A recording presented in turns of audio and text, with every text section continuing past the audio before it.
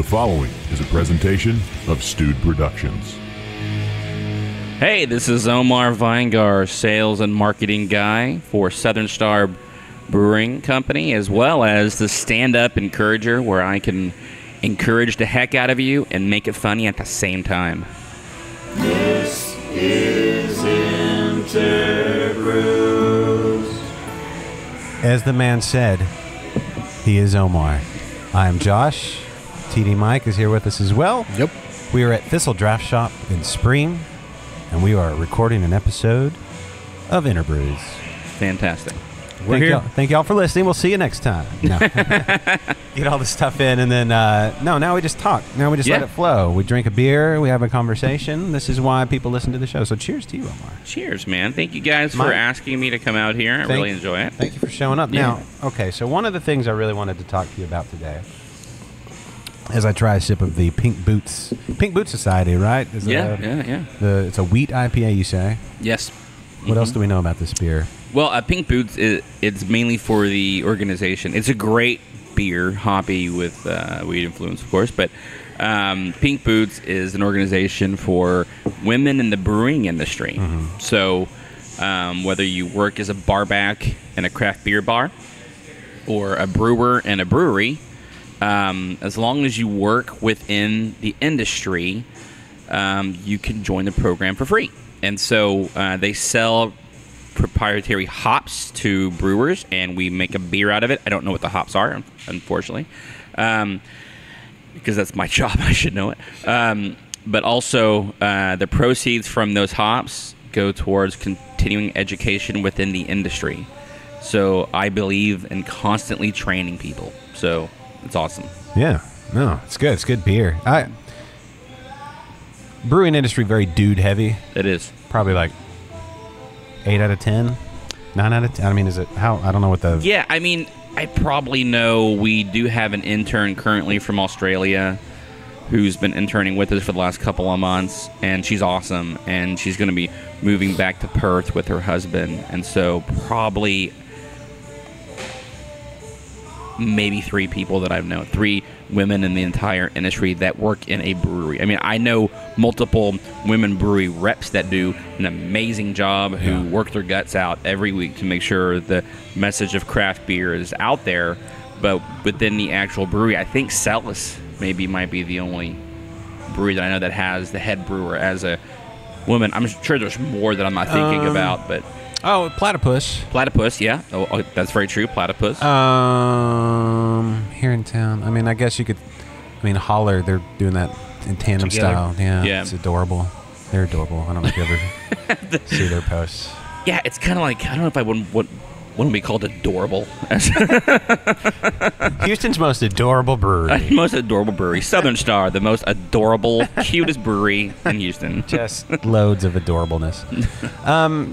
So Pink Boots doing good stuff. I think, I don't know, it seems like the whole, balance of, gender roles and things in certain industries, it's a hot button topic. It is. But, anybody's got a passion for something, you want to see them have an opportunity. So that's good stuff. Yep. So anywhere somebody can... Speaking of people with a passion for things, Omar. Yes, sir. You just recently started doing stand-up. Yeah. It's been... I did my first stand-up show when I was in the 5th grade. And I had a pretty bad stammer. And it was, as they say, I bombed. Of course, with no comedic training in elementary school. Who knew? Yeah. And then I tried again at the Parrot Pub, matter of fact, in my 90s. If you in your 90s? You look great for your age. In the 90s, not my 90s, in the 90s. I was 20, 21, and bombed a couple times and just really didn't. I don't think I had enough life experience. I wasn't married, didn't have any kids. Yeah. 21, fresh out of the Navy, so I really didn't have a lot of experience. But lately in my 40s, I'm sure my wife is thinking it's a really awful midlife crisis, but I honestly have always loved comedy. Mm-hmm. I think in the country that we're in now, we need comedy. We need to laugh more. And I think if we can laugh more, I think we can come together and find common ground. But more importantly, I'm a Christian. And so that heavily influences my comedy.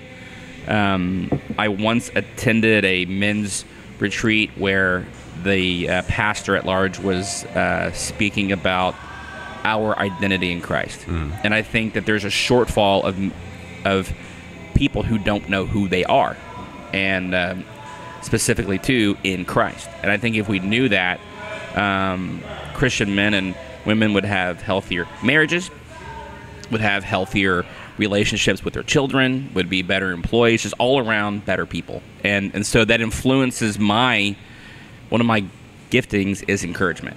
So I want to stand before people, make jokes, and hopefully when they walk away, they can go away encouraged and thinking about who they are.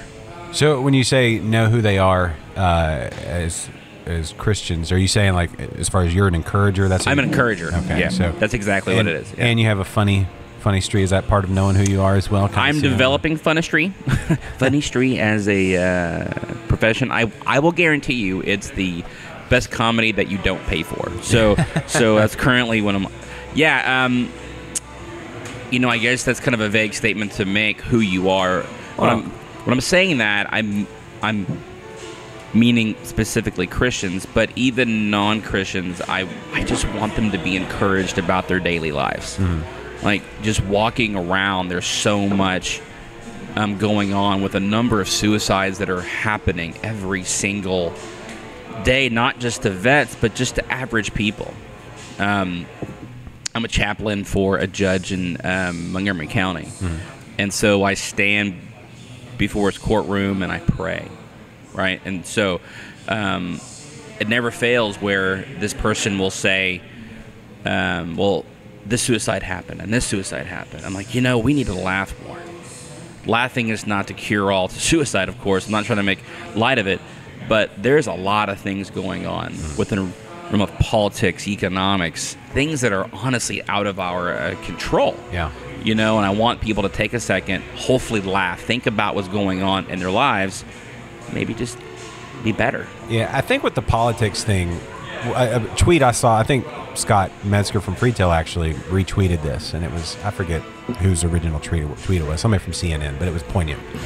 Talking about, we just got a new Supreme Court judge nominee, and I don't know much about politics or who the people are, that sort of thing. I just don't. Yeah.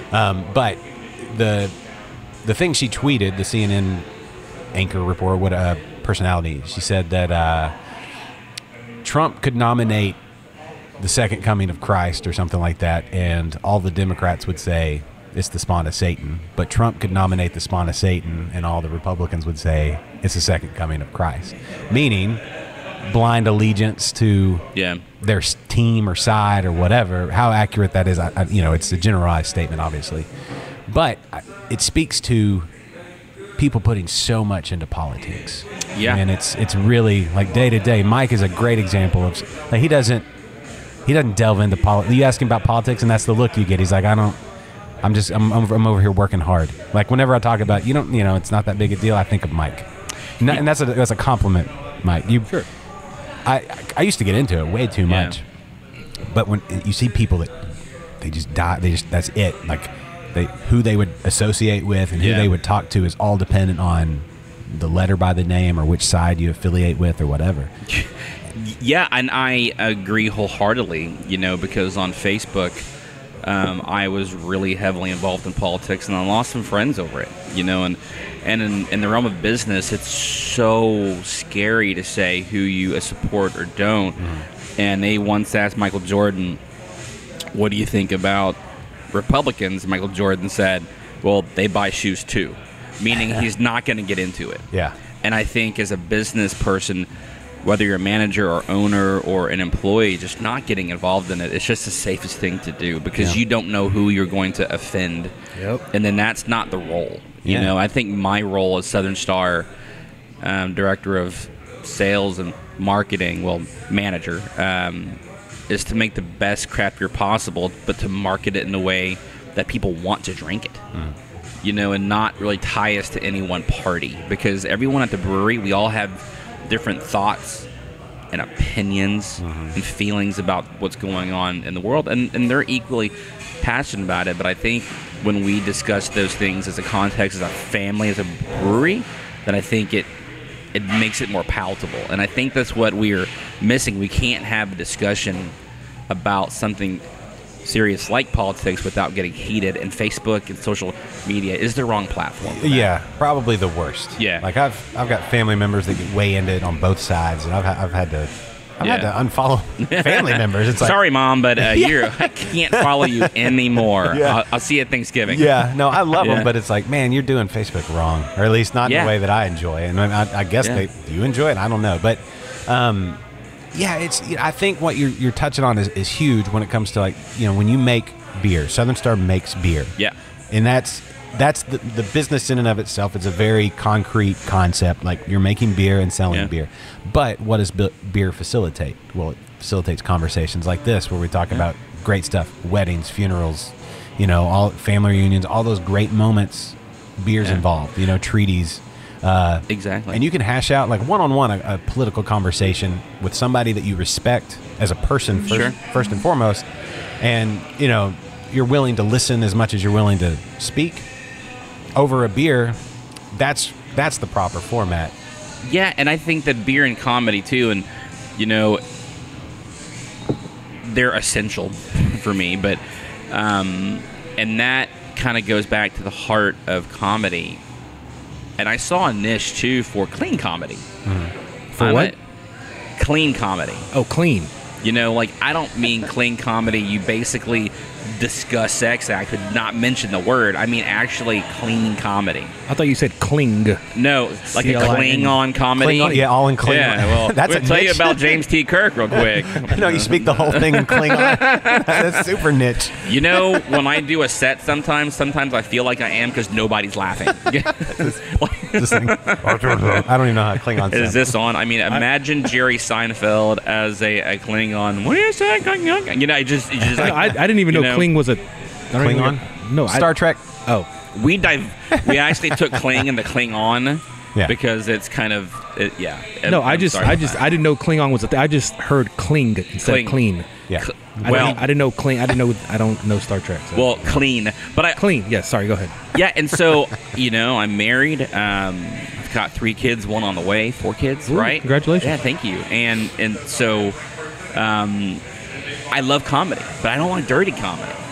There's a lot of comics out there who do that, and they fill that niche, and they have a lot of followers, and that's fine. But I know there's a lot of dads out there like me who want to Appreciate hear.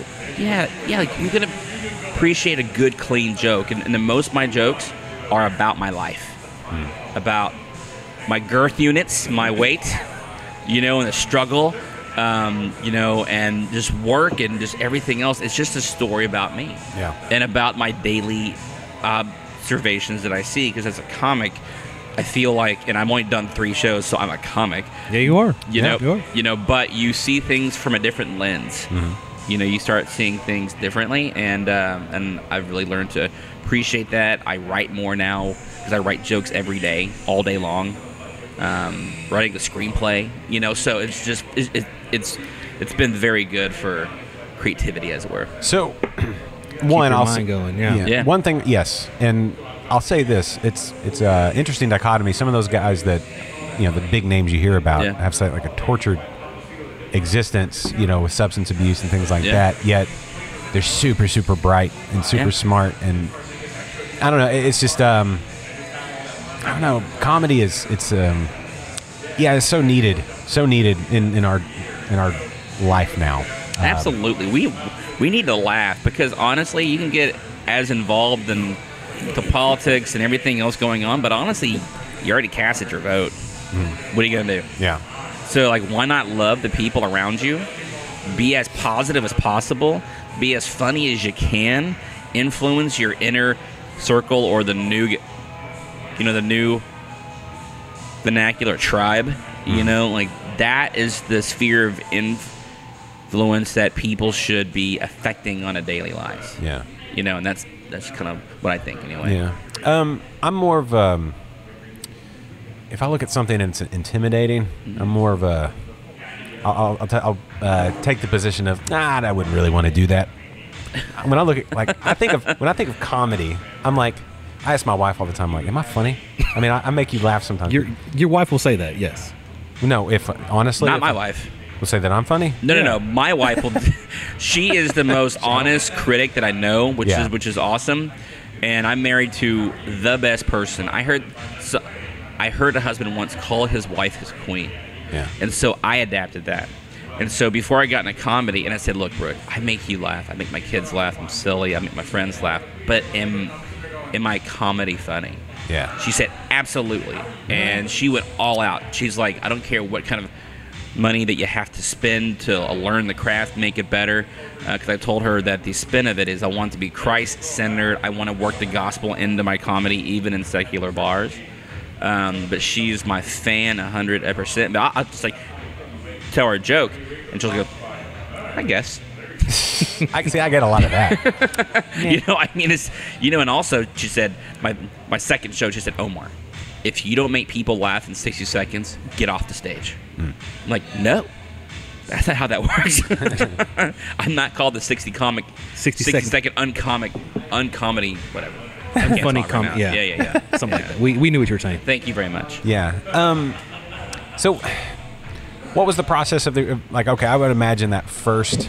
Well, maybe okay. I would imagine the first round of stand-up, not counting your fifth grade. Fifth grade's a funny year. I want to come back to that fifth grade. I just watched the fifth grade talent show with my daughter. Yeah. And it's an interesting age as far as like Sure. self-awareness and all that kind of stuff. But when you first, you're not the 90s, recent round of comedy.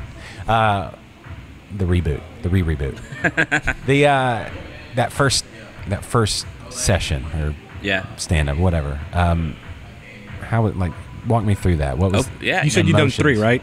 I've done 3 and 1 on air. This is my second on air. If I did a set, I don't so know. your first one is what you're talking about, right, Josh? Yeah.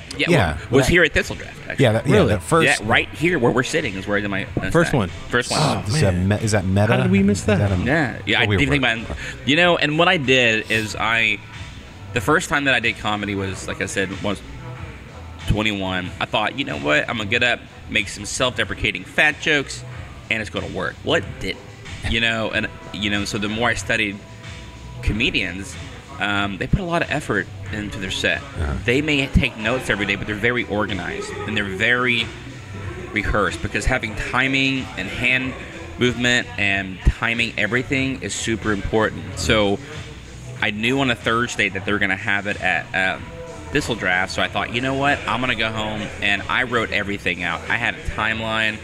I was making notes. I was practicing. I almost chickened out, too. I was cutting my grass, and I thought, I'm not going to go. It is okay. Maybe it was like a thing. Maybe I just wanted to do it because of some bucket list. I can do it later. And then I remember praying about it, and I said, okay, God, if I'm not going to do this because of fear, then I'm going to do it. And if I'm not going to do it because I'm ill prepared, that I won't. And I just realized it was just fear. And, fear controlled a lot of my life as a kid, and it's not going to do that anymore. So I thought, what is the worst that can happen? All my friends said, hey, can I come watch? Absolutely not. Because I want to bomb in front of strangers that I don't have to see. Yeah. And so I came up and I did a 5 or 6 minute set. I made some people laugh. Luckily, there's some people there who were also part of the open mic who gave me a lot of canned laughter, but it gave me confidence. And then as a stutterer, I stuttered a whole lot, but it's good to get that first set out of the way. I'm still nervous each 3 times I've been on stage as a veteran, but it gets less and less, and I learn to appreciate it. That's the stuttering coming in. That's not a pause. But yeah, so that's the process behind it. But even going forward, all I do is watch comedy now. Yeah.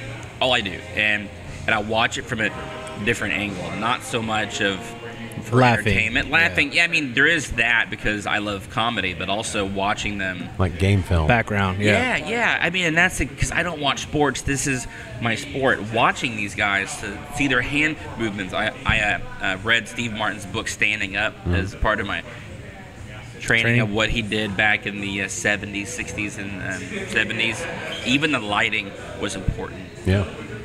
So he's a brilliant man, and so I took what he did and I'm incorporating. Sorry, you're drooping a little bit. Sorry, I don't know what's going on, but and so it's going to happen a lot to me as I get older. But but also what he did. You're sitting at the table with us, so it's not that. Yeah, I'm 41 coming up, so there's a lot. I mean, the man bod has hit me 2.0. Working out has been very difficult. I went from tacos to apple cider vinegar and lettuce wraps. It's been a hard June and July for me. Yeah. So you said the training. I know you said your wife said spend whatever it takes, do whatever it takes. What kind of training is there to do? Well, there's sweat equity. The one thing, no matter what you do, surround yourself with people that are in the industry, networking. Mm-hmm. And so I've made a point to meet as many comics as these open mic nights, switch information, and they've been great, honestly. Clinton Shorter, who runs the open mic at Jive Bar, and Jive Bar, that's down the street, isn't it? It's the Wedding Champions area. Yeah, okay. And one of my friends, Luis, that I've met some really great comics who just give me candid information, and that's training, sweat equity, spending time. With 3 kids at home, spending time away from the house at night, that's still costly training. Yeah. It may not have money, but it's also time away from my family that my wife is willing to allow me to do. Yeah. So doing an open mic after a hard day at work, that's sweat equity. Mm-hmm. But also taking classes. I'm going to start taking improv classes because I want to be more comfortable in my own skin. That will make me a better comic. Yeah. Okay. And it's also helping me in my professional career as a marketing guy too. It makes my sales pitches better. I can walk up to anyone. I didn't have that problem in the past, but I can engage in really interesting conversation with them now. And so, it's like killing 2 birds with 1 stone. That's exactly right. Yeah, I'm not quitting my day job because I love Southern Star. I plan on making it a career, as it were, but comedy is going to be a good side hustle, Yeah. Now, okay, let's say it did take off. Was that something that, with the travel and all that kind of stuff, is that something that entices you at all? I have to pray about it. Yeah. Because right now I do well. God meets my needs. We're not struggling I'm not rich at all, but my wife is able to stay home and she homeschools. And my plan as I get older, I want to be a full-time missionary. So I'm really hoping that comedy plays into that as providing monetary means for that. And if it does, it does. If it doesn't, it doesn't. Because I'm doing this because I honestly enjoy doing it.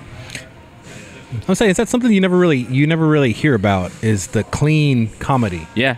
I guess that speaks for me. Is like I like the dirty, funny, whatever. But I've never heard. I guess I'm obviously not part of that niche. Yeah, sure. Niche. Well, it's hard to find. Yeah. Like I remember back in the '80s and stuff. Growing up in church, there was a few kind of Christian comedian kind of things, and like around you, or like something you see on TV.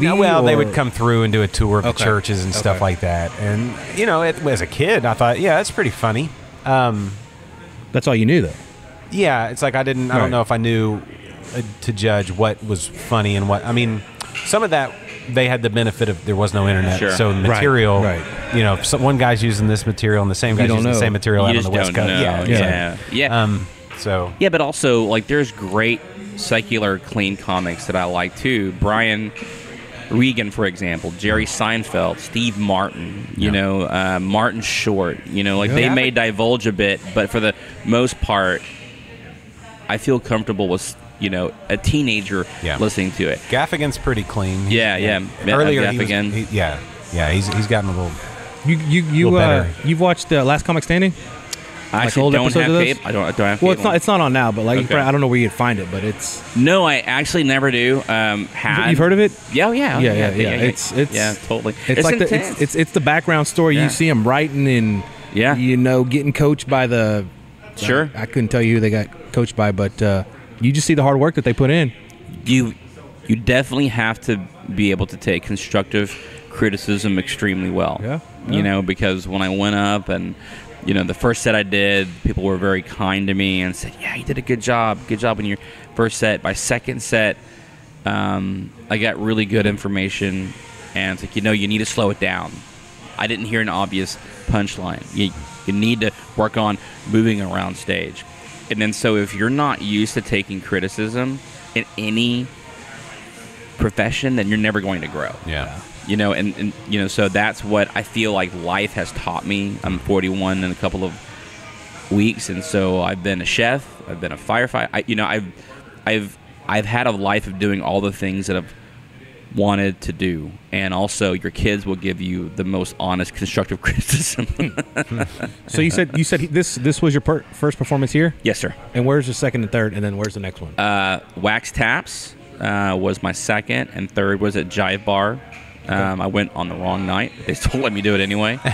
What do you mean wrong night? Well, the second night, Clinton Shorter does the musical, the comedy act, and then on Thursday was an acoustical open mic. And so I did the acoustical open mic, which is music acts, basically is what it was. No comedy at all. So I show up and I have I invited 10 to 15 people to show up for me, and one guy got up and played guitar, and the host did, and I was like, where's the comedians going on? And they're telling me you got 5 minutes on set and that's it. So I show up and I'm waiting to go on, and I go on stage and they said, where's your guitar? I'm like, guitar? I'm a comedian. Okay. So I did my full set, 10 minutes. No guitar, no acoustics. I don't know. I'm tone deaf, brother. So even in church, I can't even clap on sync. I just can't. So music and I sound really good in the shower, or in the car, or in my car by myself. Yeah. It's magic. But the second someone steps in, it's like. And that was at Jive or the Wax Bar? Jive Bar. Yeah. So when and how can we find you? You got like a schedule? You post something? Well, I'm still doing open mics. I probably will come back to Thistle Draft. I'm going to be doing an open mic night every couple of weeks because I do have a full-time job and a family. I will be here, not this Thursday, but next Thursday probably. But I will always post where I'm going to be on my Facebook page, The Stand Up Encourager, Twitter page, @The Stand Up Encourager, and or find me Omar Viengar on Twitter. And I'm still trying to figure out all this stuff too as far as promoting myself. I'm used to promoting other things like Southern Star and beer, never myself. Yeah. So that's been kind of interesting. You got to look at the comedian as a like someone other than Omar, because it's a piece of you. Yeah. That's probably how you need to do it. Kind of treat it as a character, almost like the stand-up encourager. And, so I'm working on that, and right now, some of my sets are just talking about who I was as a fat kid playing a tuba. A couple of dates in with my wife, but I've got a lot of new stuff coming up too. Cool. Yeah. Have you recorded, videoed any of your sets yet? I've had friends put me on Facebook Live, which Facebook Live adds about 65 pounds. So, but also, and I'm not used to seeing myself recorded yet. Yeah. On stage. That was interesting. But I've got 2 of those, and I did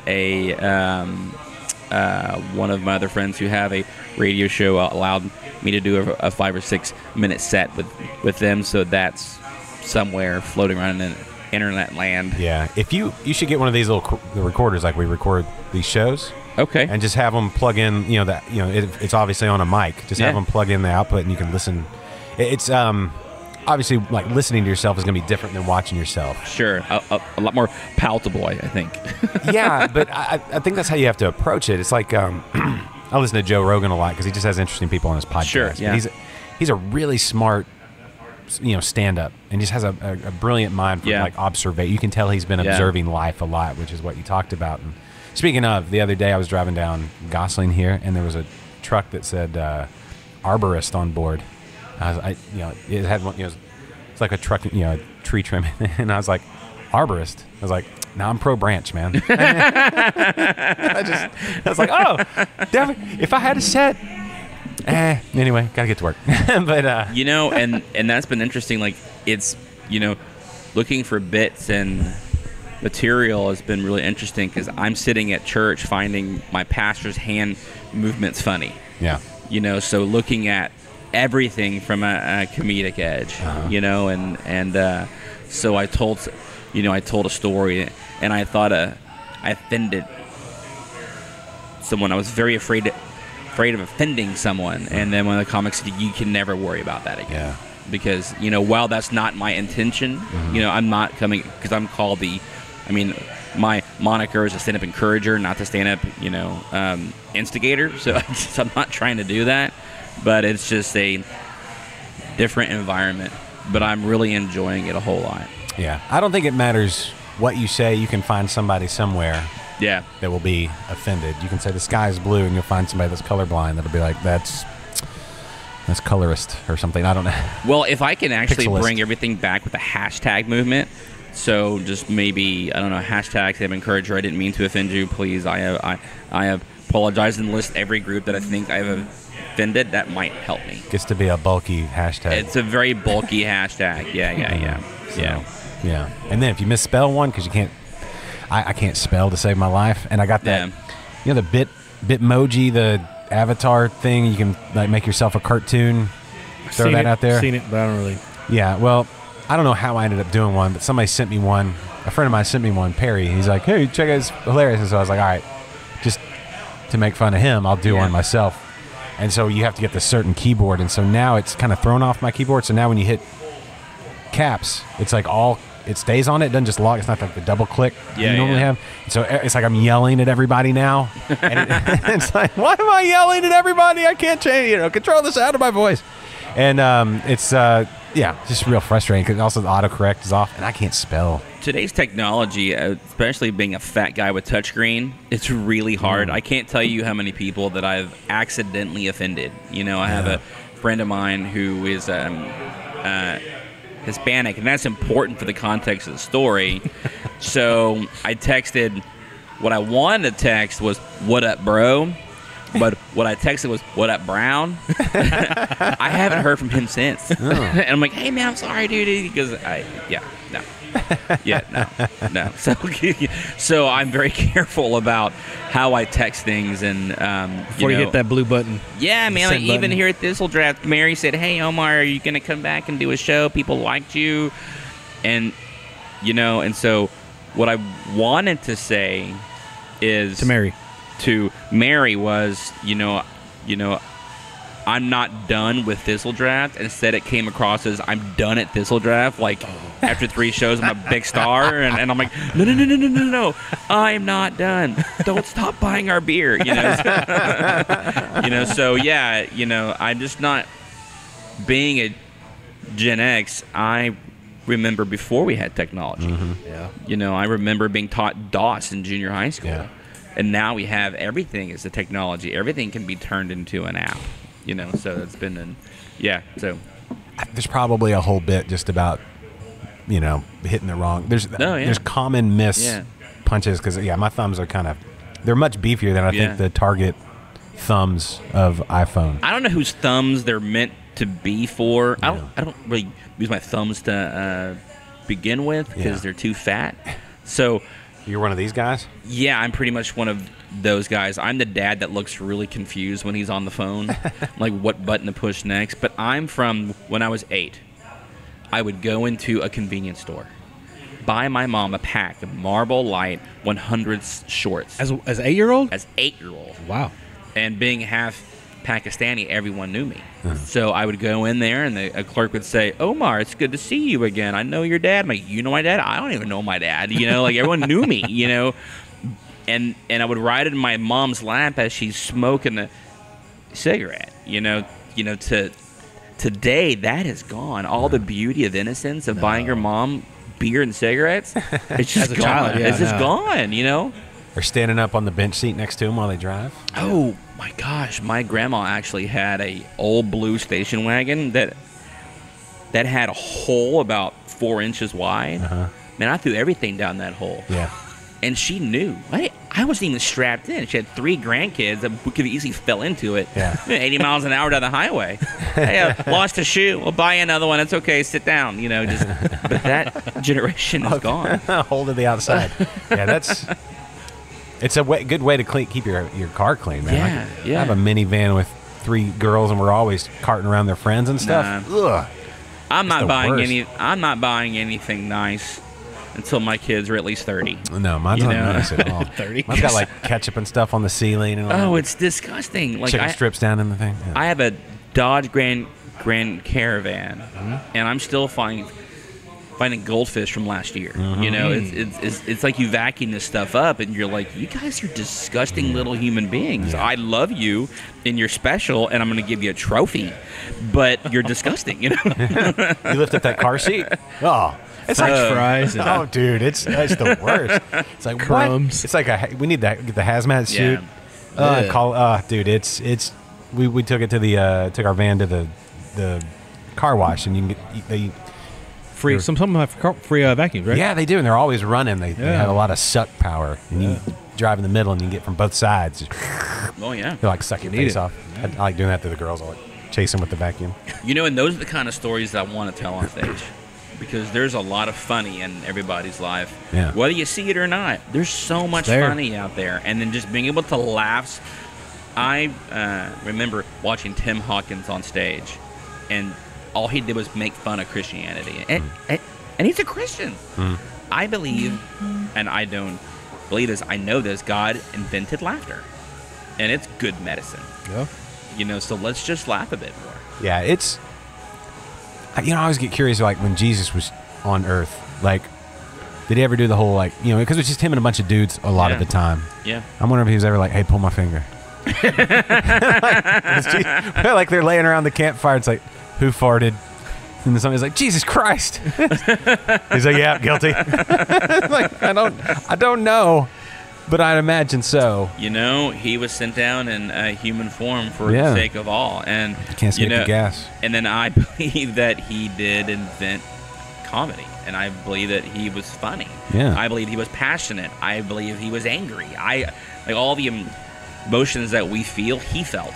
Yep. And there's nothing wrong with finding humor and stuff. And even though I'm a clean Christian comic, if I hear the word boob, I just laughed. I just said it, you know. So those things are still funny to me, Yep. you know. And Fart. oh yeah, absolutely. That's why I think it'd be hilarious if Jesus Absolutely. Jesus farted. Like, Put my finger. huh? Put my finger. Yeah. Well, that's the thing. It's like, okay, let's say they're all around. You think of the biblical movies or whatever, and they're out in the desert or whatever, and they're Riding around their camels? No, I don't think they had camels. I think they just walked No, everywhere. they're in Not Israel. yet? I don't think they had camels. Yeah, it's like no. Sahara. Not yet? Yeah. Okay. I don't know. Yeah, they hadn't invented camels yet. I don't They hadn't formed. remember in all 69 books of the Bible that Jesus rode a camel, or anyone like rode a camel, because that would have been like mentioned. Like, this camel is so freaking uncomfortable. Yeah. Is there an easier mode of transportation? Jesus said, I rode a donkey. It was cool. Yeah. You know, like, Or a horse? No, horses no, weren't there yet? not a horse. No, So, yeah, there may have been. He may have been a horse. There was a donkey that spoke, Yeah, right? The talking donkey. They got that donkey with the voice commands. yeah, that's right. Well, no, Yeah, no it was- Bluetooth, but voice commands. It was touchscreen donkey. I don't know. That's not the screen. Don't touch him there. He's sensitive. But yeah, I wonder, like, if Jesus farted around the campfire, like, if he spit in somebody's eyes with the mud and cleared up blindness, like, would a fart clear acne or something along the? I don't know. It's like had this rash completely cleared. You know, I don't know. there is a lot of funny. I mean, I haven't found the funny in the Bible yet, but I'm sure there is. But I have turned into funny when I'm standing next to a friend of mine and we're singing at church, and then, Jesus said the lame will walk. And I'll turn to my friend Jeff and go, guess what? You're going to walk. You know? He looks at me like, you're an idiot. You're so lame, bro. You're so lame. But you will walk. But you will walk one day, and you will Yeah. one day see. Yeah, you wanted to ride? Forget it. Biblically speaking, you're walking. yeah. You're walking, Yeah. son. All right. So you talk about your Christian comedy, and I kind of have to pick your brain on this too. I grew up in a dry county and in the city of churches in Jonesboro, Arkansas, and drinking. I mean, obviously, I'm doing a beer show, so I've kind of shed that Sure. line of thought. But I don't know. One, where did you grow up? Spring, Texas. Okay, so that's Bible Belt. That's Yeah, a lot of. I grew up in a Baptist church. I don't know what the teaching and where you went. What was that on beer and drinking? And I actually didn't start drinking until I was in my mid 20s. I didn't see anything wrong with it inherently. I studied wine in college, so I was a level 1 somm, so I got into craft beer kind of late, but I see nothing wrong with it. Yeah. I think if you do most things within moderation, there can be just as much gluttony in food. I mean, like, there's 400-pound people sitting in a scooter with obvious weight control issues, you know. So I did pray about that. You know, God dealt with me in a very serious way. I've had craft beer Bible studies at the brewery, actually. So he said, "Is my son perfect?" And I was just praying through him. I'm like Mike Pence. I do hear from God, but I'm not crazy. And I said, "Well, of course he is." And he goes, "Well, what was his first miracle?" Well, it's turning water into wine. And that's a cliche argument that a lot of pro-alcohol Christians use, but it's absolutely true, because it was the 3rd day of the festival and they were drinking heavily. Yeah. And so Jesus' mother said, do what he commands you to do, and he made about 800 gallons worth of wine. Yeah, it's a party. And it's a party. And then so he served it to the host, and then the host even said, most people serve the cheaper wine at the end of the festival or the feast, but you serve the best. Yeah. You know, so why would Christ create a stumbling block? I think the hundreds of folks at this wedding, some of them could have had drinking problems. Yeah. You know, I mean, so I think it's about what is comfortable for you in that realm. If you have a problem with alcohol, please don't drink. But if you can do it responsibly, then go with God. You know, just make sure you do it responsibly. Just because alcohol is a tool and a drug, and a very dangerous one. Yeah. If you let it control your life. Yeah. Yeah. You think about, historically speaking, it was probably pretty hard to get your hands on wine back in the day, like all the time. Yeah. Oh, yeah. I mean, because not everybody had vineyards, so you had to make your own. There wasn't an HEB or a Specs to go get your. No. There wasn't a Specs online. Yeah, they didn't deliver by drone back then, Mike. No, No. they sure didn't. But I would imagine that the propensity for alcoholism, I would imagine that it just wasn't feasible. I mean, I'm sure there were people that, if they had access, it's an addictive substance, obviously. I imagine it wasn't as big a deal. I think it was more accepted, but I'm sure with any human being on the planet at any given time, there were vices like we have, and there were addictions that we have today. I don't think the addictions we have today are uncommon as they were 2,000 years ago, maybe, except for meth. But who knows? I don't feel bad about selling alcohol or serving alcohol. Sometimes I hear stories about drunk drivers who do awful things, and it makes me hurt for that family. Yeah. And it gives me more pause, but it also gives me pause to be a safer person with alcohol. Like, it makes me think, okay, I've gone to pint nights for Southern Star. Well, I'll only have one beer, and I'll drink iced tea. And, so while I'm there to help my brand grow, I think you can do it safely. Yeah. And, yeah. Yeah, well, there's also a practical side to it as well. Sure. If you're there to work, like, we do this podcast or whatever, then we go to work, right? Yeah. So we can't just get sloshed every episode of the podcast. And then it's, on top of that, there's also the editing and all that kind of stuff. It's just there's the practical side of it that should keep you in check. That's exactly right. If it doesn't, it kind of takes care of itself. You no longer do the podcast because you can't get it out to the public, and it's kind of those like built-in, speed bumps, Yeah, and I can tell you, man, I don't want to be. I get really friendly if I get drunk.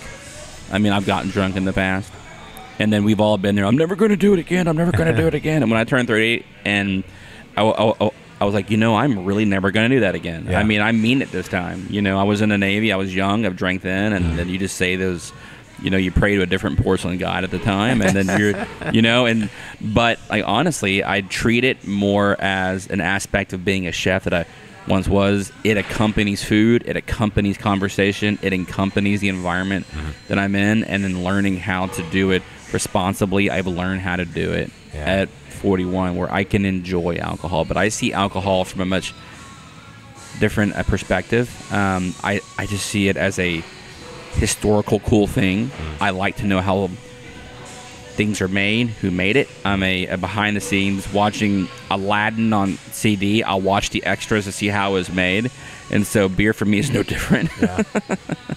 Yeah, that's what they need, the extra scenes for the 6-pack of Buried Hatchet. Like what went into that particular 6-pack? What jokes were told around the fermenter. That's exactly right, because if you just understood how hard Dave and the brewers work at Southern Star, like they're not making something to harm anyone. It's really consistent beer. And Sam, the production manager, Taylor, the head brewer, we have Sellerman and a production team, and Brian, the logistics guy. Like, they work extremely hard, and it's a good business. Yeah. I was thinking about this, like, how do you define the love of beer? Well, when people, they obviously think, oh, you must drink beer all the time. It's like, well, it ain't Bluebell. We're not trying to drink all we can and sell the rest. You know what I mean? It's not a good business model in the brewery industry. Right, but even with Bluebell, I mean, you eat too much of that, and you're going to have a hard time. Yeah, diabetes. Yeah. Diabetes, that'll get you. I may be a size 50, and I lost both my legs, but I love cookies and cream. Yeah, but to truly, like, you get kind of, it gets philosophical to truly love it. You got to. It's a different approach. There's way more levels and dimensions to beer. Like, you talk about the nerd side of it, where brewing process, how it pairs with food, how it pairs with I don't know, times of the year, seasonal beers and that sort of stuff, weather, and and then I don't know, like the communal aspect of it as well. I mean, there's just so many dimensions to beer, and then the business side, the people involved. Like, Buried Hatchet. It's one of my Mount Rushmore beers. It's just one of the best beers ever. The reason it got the moniker Black Crack, in the first place, because it's so good, right? So good. You just want more of it. But, the story behind it is like, Dave, Dave's a friend of mine, you're a friend of mine. I just, it's a cool thought, like that whole, like, and that's how Southern Star spawned from St. Arnold, and how St. Arnold spawned from, rice, or how, but like, there's enough consumers out there that can appreciate what we do, and I drive. If you see a fat guy driving in the world's smallest car, that's me. I'm in the Bombshell Blue Transit Connect. If you see me around town, matter of fact, I got into the car and I did my Chris Farley impression. I was like, "Hey, Dave, fat guy in little car," and I'm like, "Really, Dave? I've made fun of people like me, and you bought me a small car. That's cool, thanks." But craft beer is so acceptable. Like, even among people of faith, I remember going to a men's retreat. Well, my church calls them men's advance, because men don't retreat, we advance. But I remember driving up with my blue phallic symbol into a church environment, and the Christian men coming up to me and saying, "Hey, Omar, I drink craft beer too." Like, it's a shameful thing. It's like, we're not Baptists. We can drink and dance, and so it's one. I mean, we probably shouldn't drink and dance because it's awful. It's funny how it's the only time you really do, though. Yeah, do the water sprinkler. Yeah, I mean, we'll never know. Do the like the lip bite, If you approach dance the way you approach your stand-up. Oh, my gosh, it would be awful. You don't see a fat person dance. It's just not right. I believe dancing is like spandex. It's a privilege, not a right. So it's lots of people, and I've seen men in yoga pants, and I'm just like, dude, why, man? Why? Yeah. Just like, I don't even really like yoga pants to begin with. I think it's lazy. It's like, put on some clothes. put some, and it's not a matter of modesty for me. I mean, I get it. There's moms out there, especially in the Woodlands, who roll up to an HEB. And I just want to ask you, did you just go do yoga before you came in here, or is it just really comfortable underwear that's acceptable?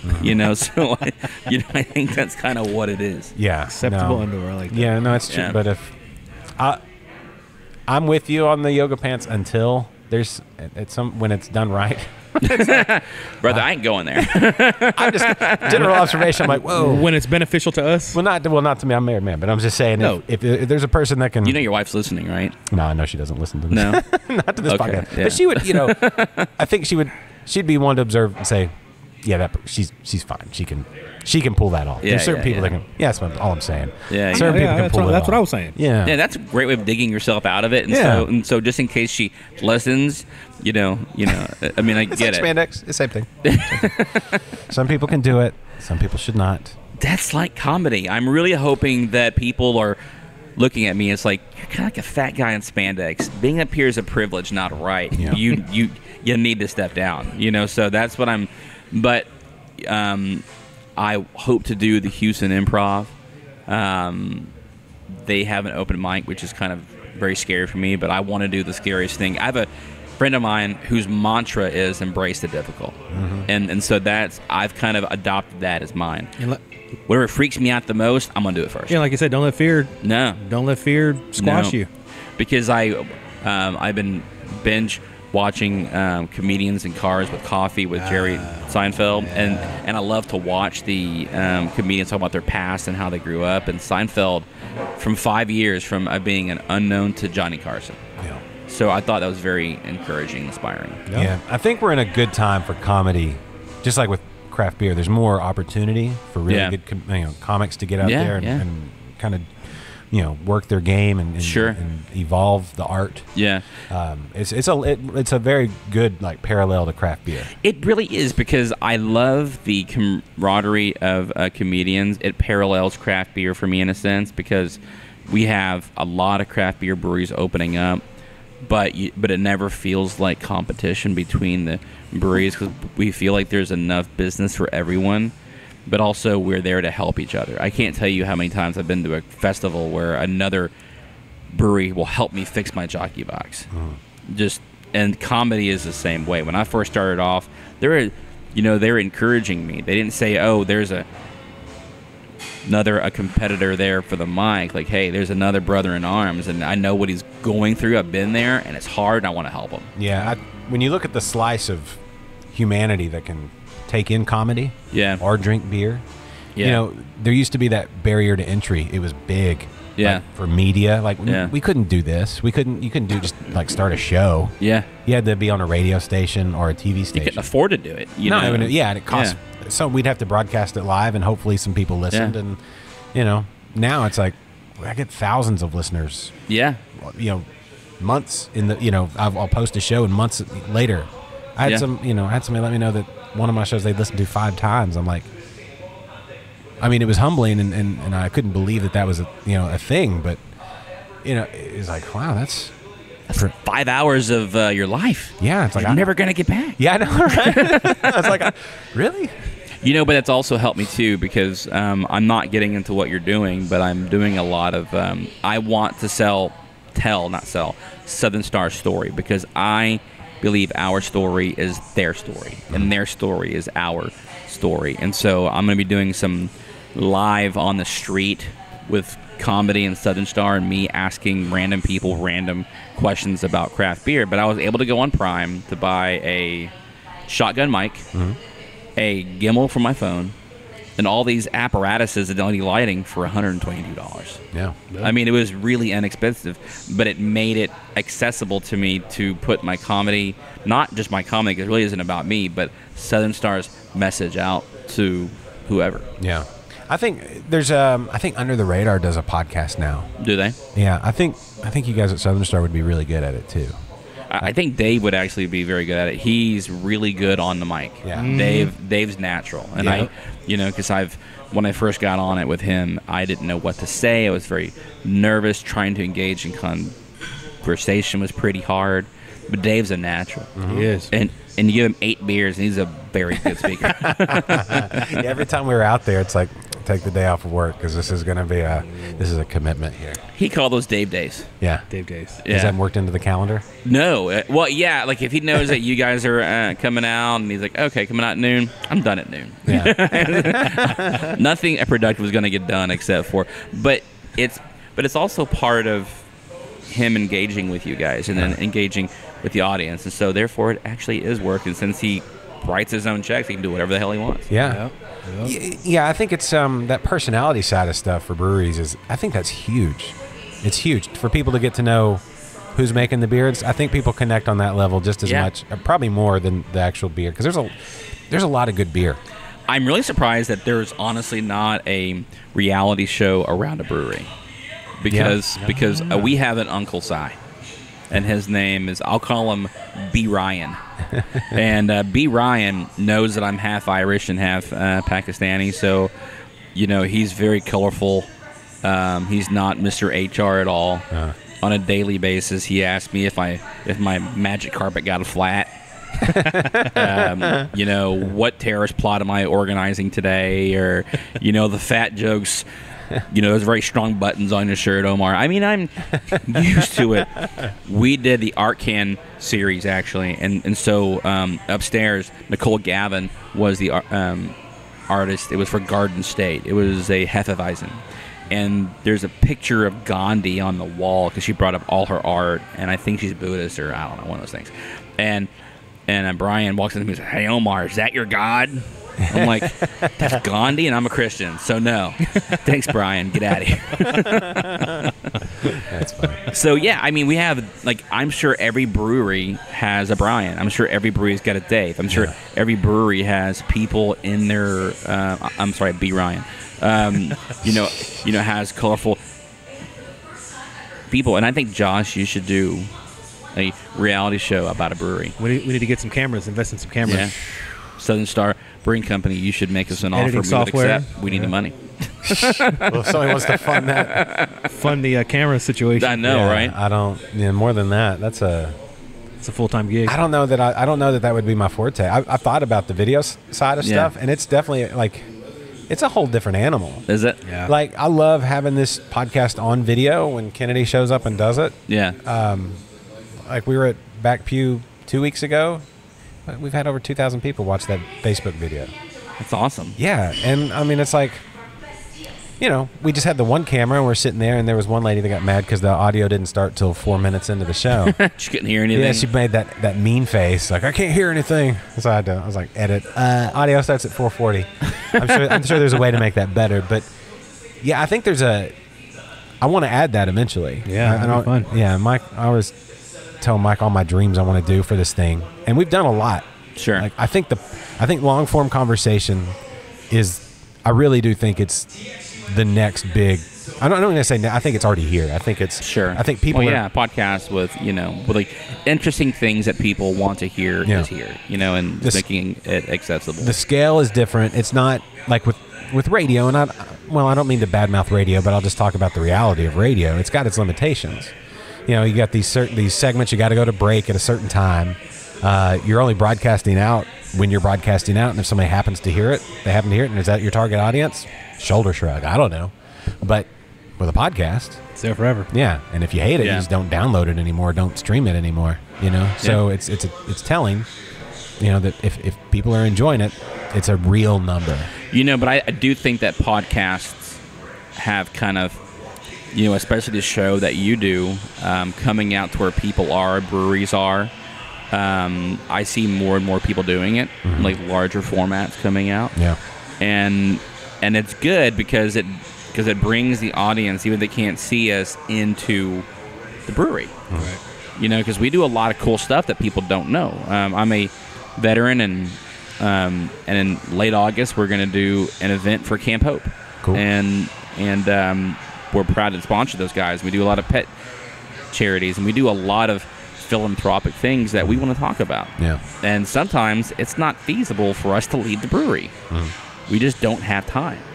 And, so coming out to us, it's been nice, that we could still be on air, be relevant, and it's been good. Yeah.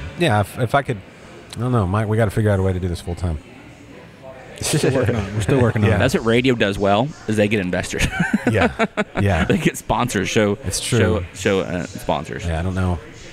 The latest story was bankrupt iHeart getting bought out by somebody or something. Yeah, but people get bought out all the time. Yeah, but have you look at the amount of debt that company has? And I'm not bad. People that we have, like James Simpson works, that's iHeart. Yeah. What's on Tap Radio. Listen to his show. Listen to him and chat. Download their podcast. That's the only way. I'm not driving around on a Sunday or whenever they're on Sundays, right? Yeah. I don't listen. I don't even know when they're on the radio because I download the podcast or listen to the podcast. Listen to them. If you like this show, check them out. It's not competition. It's sure. More people. It's like craft beer, man. Because the more people talking about craft beer is always good for everybody. Especially James Simpson and Chad Pillbeam, and of course you guys. You guys bring a different element. Both shows are different, and they're good different. Yeah. And then John Didman does his show. I'm glad you brought him up. I was about to have. Yeah. Drink of Ages. And so Drink of Ages, all three shows bring an interesting element that I think big beer doesn't do. Can't do, yeah. or don't want to do, or probably feel like they don't need to do. Yeah. But engaging audience into building a brand, and craft beer is a brand. Pretty cool. Yeah, this is a more craft side of that, but it's I don't know. I feel like the available, like once I got Bluetooth in my car, where I had my phone get in and it automatically turns on. That was a game changer for me. I haven't listened to the radio since I got that Bluetooth radio. My car does not have Bluetooth. Dude, I drive around a company car. A company car. Come on, Dave. Come on. It's not even his fault. It's Ford Motor Company. Come on, it's Ford. 2014 company car. I couldn't connect my phone. I had to buy a long wire to plug into the stereo. Wires. So I call Ford. And I'm like, hey, it's got a phone button, but I'm not able to engage it. Oh, that's not. I'm sorry, sir, but that's not actually engaged. Like, why did you create a company car in 2014 without the accessibility of Bluetooth? It just seems like it's a no-brainer at this point. Yeah, it makes no sense. But but that changes everything. I'll listen, because I have the bottomless data. You still had that grandpa plan? Yeah, no, it's not. It's a different one, but we have it's unlimited to a point. I don't know, but what I'll do is I'll watch a podcast on YouTube. So maybe this is why we should start doing more video. I'll watch a podcast on YouTube and then jump into the car and let it play and just listen to the audio. Yeah. And if they reference something, maybe I'll pause it and take a look at the if they're time code or something. No, well, no. If they're mentioning, if they're looking at something, they show a picture. They're saying, "Hey, check that out," and I need to get the visual reference. I'll look, when I have a second at a stoplight or something, I'll look at it real quick and then continue. I gotta ask you, how much time do you have? Do you have children? I know that you do. No, just drive. Do you just not live with them or something? No, I haven't read a book in 7 years. Well, I'll say this: I'm not super proud of it, but the schedule that I keep with work. 3 to midnight is my normal work schedule. Yeah. And with all their gymnastics, they're a little older than your kiddos, but they're doing 4 or 5 hours of gymnastics a day. So you have time to kind of get involved in those. Yeah, and then my drive time is 30 minutes. It used to be an hour to and from work. It was an hour, so that's a lot of audio. So during their gymnastic meets, do you go and listen to podcasts and completely ignore any cool thing they do? No.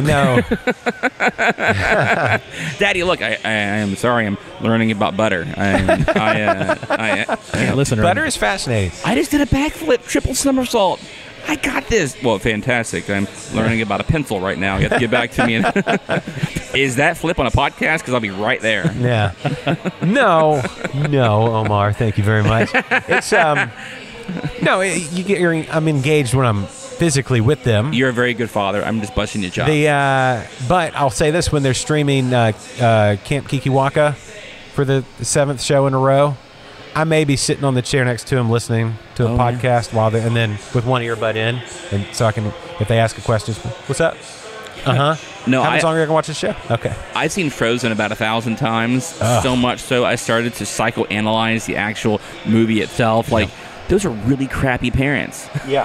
What do you They mean just you- left their kids. You don't tell a little girl conceal it, don't feel it. You know what I mean? It's like the whole movement about that. You know, I mean, you can't do that. It's a dark movie. It's a dark They just movie. die.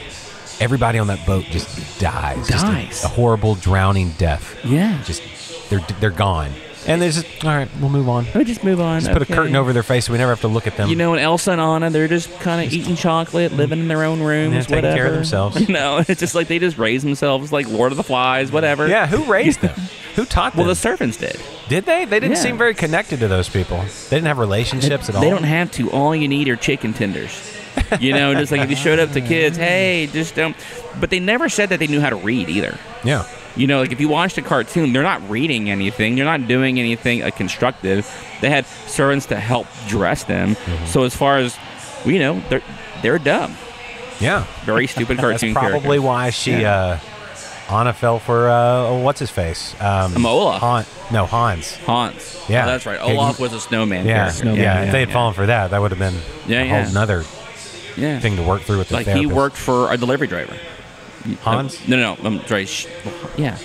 No. Christoph. was the guy with the. We have really digressed into a very No. different. Hans was Different the podcast now. eighth brother or whatever with the little man complex that was deceitful and just wanted his own kingdom. Oh, that's so he right. was a Yeah, horrible guy. yeah. She was a horrible judge of character. Well, I mean, if you think about it, they were like singing about sandwiches and wanting to get married.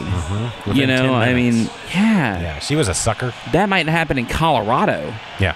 but you know, like a cartoon is like, I love PB&J. Let's get married in the morning. You know, just like who does that? Yeah. Good music in that movie. Very good music. If you can, we work on that duet. We do a lot of karaoke at my house. Do you? Yeah. Speaking of that 5th grade talent show that I was talking about, there was a kid that tried to do comedy. Bad, wasn't it? Oh, it was single most awkward thing I've ever seen in my life. Yeah. Because did you ever watch America's Got Talent and Tape Face? Did you ever see that guy, Tape Face? No, I never saw Tape Face. So it was this guy. He had tape on his face. He was like a mime, but he had tape on, and he was funny, like legitimately funny. It ran its course, I think. Sure. Especially when you're on every single week, having to come up with new material. I don't know how long he had to work on his material. He may be working in Vegas right now. I don't know. There's probably he probably could have a really good YouTube channel. But this kid tried to do kind of a tape face kind of thing. So he's like this mime that was lip syncing. With tape on his face? He didn't even put tape on his face, but he paint like Tape Face Yeah. had, like a mime, like a horrible mime, or just a mime, I guess I should Yeah. say. They're all horrible. And he started lip syncing and just like dead face. And I'm like, I can't decide if this is the most brilliant piece of comedy I've ever seen in my life, or this kid, needs a lot Of therapy. Of therapy. What I think is brilliant, because when I hear that in my mind now, it's like he's doing something that a kid his age would have never thought of to do. True. And I think that's what Steve Martin was ahead of his time. And, while I'm not a Richard Pryor fan, because he was a genius at what he did. Yeah.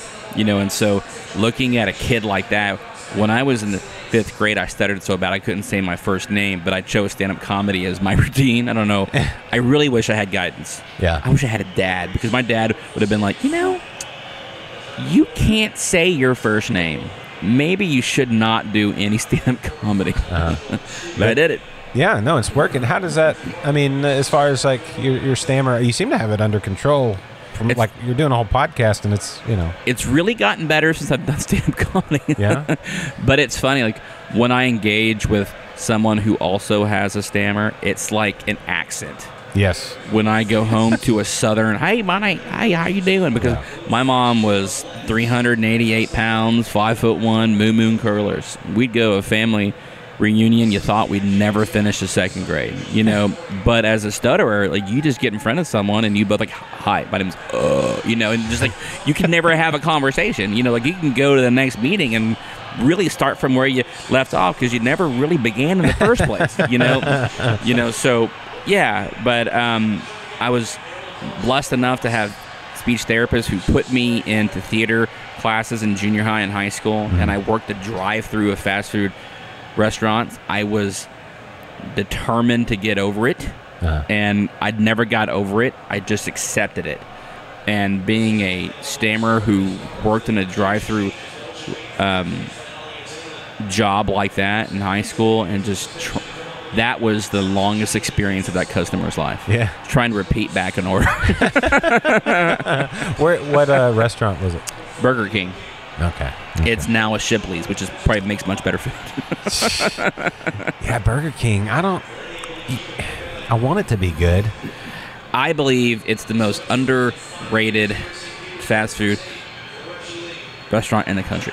Really? I love it. If I had $1 million, I couldn't afford to buy one. But I mean, like if I had several millions of dollars, I'd probably, I just think that that chain is ill managed, and I think the Creepy King has to go away.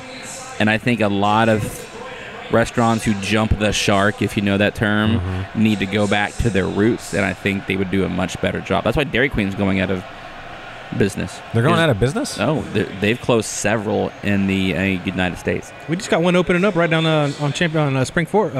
They closed one in Conroe down. I mean, there's one in Waxahachie that's now closed down on the way to 45. I stopped there for a dip cone all the time. Dip cones. That's why I'm fat. Don't give me a per diem of $35. I will digress into some really crappy food. That's true. Those dip cones. I remember eating those as a kid with the napkin wrapped around it, and of course on the edge. You have to eat that thing in 15 seconds, because if not, like it just down your arm. Yep. Yeah, that napkin would get soaked with the melted ice cream, and then you take a bite and you end up eating half the napkin. Man, those were the days before.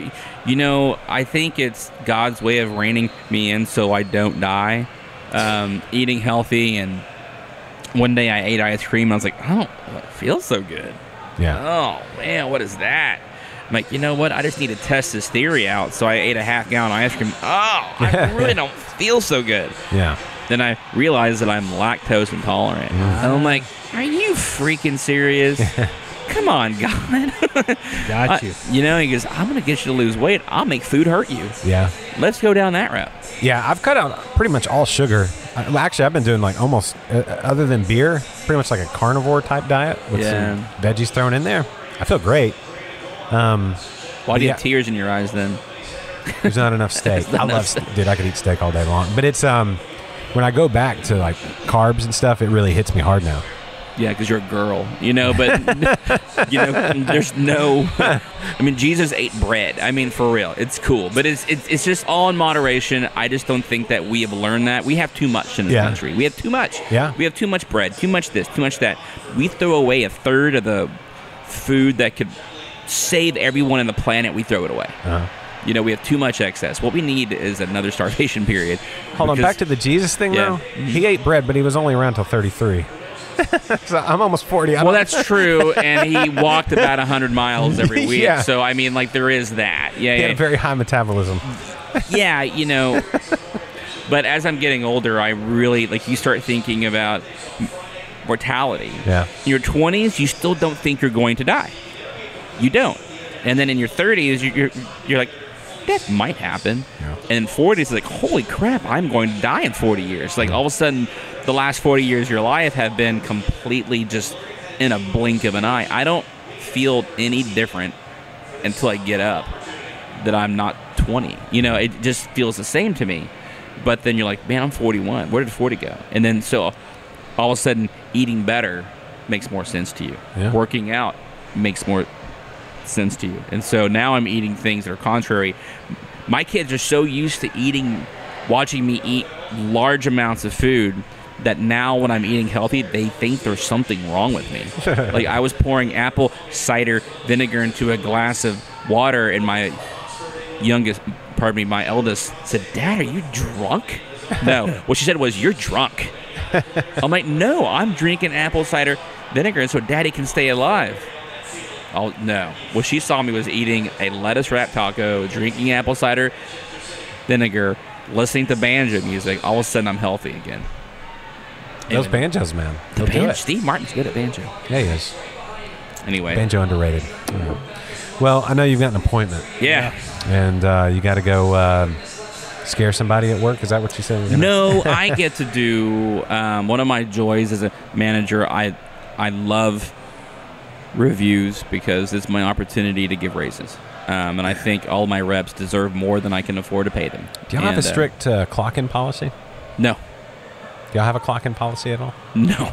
the guys that work that we pay hourly-ish. I mean, if we pay you for 40, but if you clock in at 35, you're getting paid for 35. So it's really up to your own poverty level is what you want to do. Okay. But my guys are all salary. Sometimes, the average. And I'll end with this: craft beer reps work insanely hard. A lot of the people that I know, including those on my own team, sometimes work 7 to 14 days straight just to make it happen. And I'm very blessed to have such dedicated people on my team. But it's not just my team. I've seen other reps just work insane hours. Yeah. And hustling, too. Yeah. We saw 11 Below's rep come in with a couple of kegs. He gave me the stink eye, though. I think it might have been me. Was it you? Because I met him last time he was here. Okay. When we were here for, we're watching the Rockets playoff game. Okay. And then we lost in the playoffs. So maybe that might have had something to do with it. Yeah, I mean, I know that you guys are Fox. I can't say that, can I? That you can say whatever you want. Okay, because you work for Fox, but I'm really currently for now. I'm really grateful that soccer's about to be done. Yeah. Because I don't watch sports, but it's like there's 1,000 games. Yeah. I don't understand. Yeah. I'm not a big. Do you like soccer, Mike? I like it now.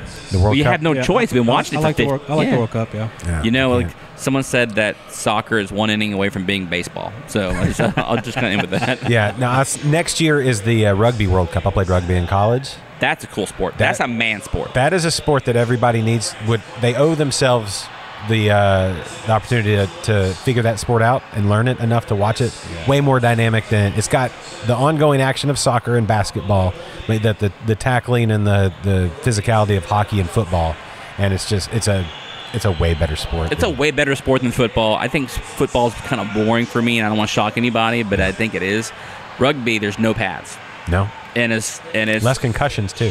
Yeah, because you play smart. Yep. And it just keeps going. You can't go just launch yourself at somebody because you got to get up and try to get the ball, and it's a fantastic sport. We have a pro rugby team here in Houston. I think I watched it on it was on AT&T.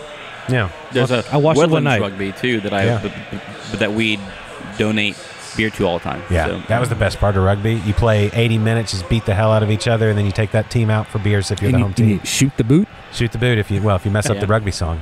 You ever drink beer out of a boot, Omar? No. Oh, yes, I have. Yes, I have once. Not like a glass. I mean like somebody's shoe. Oh, no. Yeah, that's what shoot the boot. No, I have you drink it out of a rugby cleat after I a don't game. drink beer out of a shoe, and I don't go camping, so I have standards. Okay. So, I can respect that. All right, everybody. Thanks for listening to this particular episode of InterBrews. Omar, watch for his stand-up. Again, with the Twitter handle is at... All your social media there. Go for it. That's you. Oh, my gosh. Okay, sorry. At the Stand-Up Encourager on Twitter. The Stand-Up Encourager on Facebook, or just check me out, Omar Viengar. Omar Viengar. And anytime you're over at Southern Star, say, is Omar here? And prepare to either be elated or disappointed, based on whatever you want the answer to be. That's exactly right.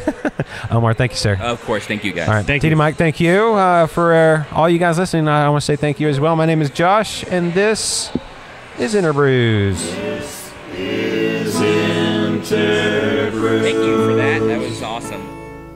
The preceding has been a presentation of Stewed Productions.